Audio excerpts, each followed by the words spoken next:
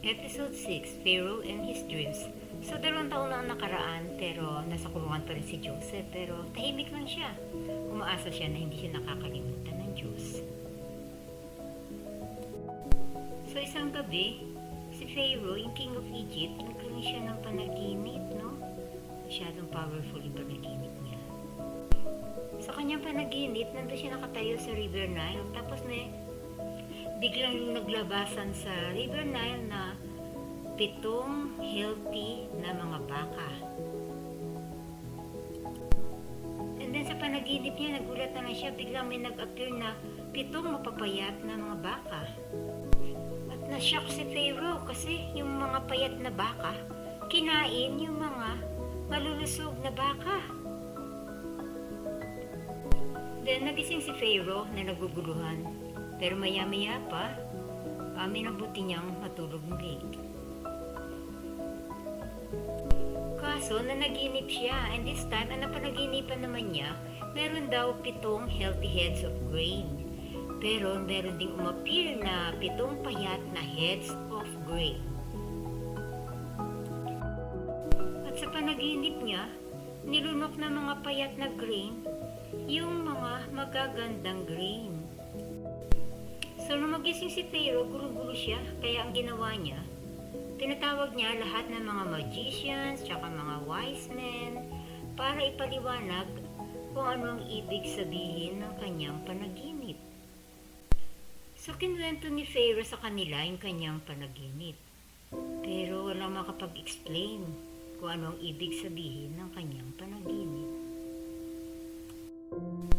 Kaya ayun, na-frustrate tuloy si Pharaoh at nagalit. Biglang naalala ng cupbearer si Joseph na kasama niya sa prison. So, lumapit siya sa kay Pharaoh at sinabi niya kay Pharaoh ang tungkol kay Joseph.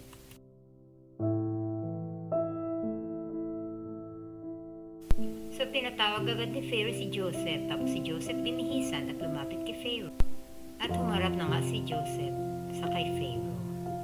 Tiningnan ni Pharaoh si Joseph at sinabi niya, ang sabi nila, kaya mo raw magpaliwanag kung ano ang ibig sabihin ng isang panaginip. Hindi ko to kaya gawin, sabi ni Joseph, pero ang Diyos ang magpapaliwanag kung anong ibig sabihin ng iyong panaginip. Ang ibig sabihin ng 7 healthy cows at 7 head of grains na healthy ay 7 taon ng sagana. Ang 7 payat na baka at mga tuyo na 7 heads of grain ay tagtuyot, kaya kailangan maghanda ang Egypt. So namangha si Pharaoh at alam niya ang wisdom ng Diyos ay na kay Joseph. Kaya sabi niya, there is no one as wise as you, Joseph. Sabi ni Pharaoh kay Joseph.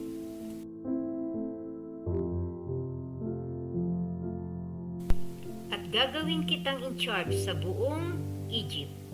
Ako lang ang mas mataas sa iyo. So, punong-puno ng pasasalamat ang puso ni Joseph dahil pagkatapos ng mahabang panahon na paghihirap, hindi siya nalilimutan ng Diyos. Okay guys, hanggang sa susunod na episode, ang episode 7, ang biyahe ng mga kapatid ni Joseph patungong Egypt. Thanks for watching!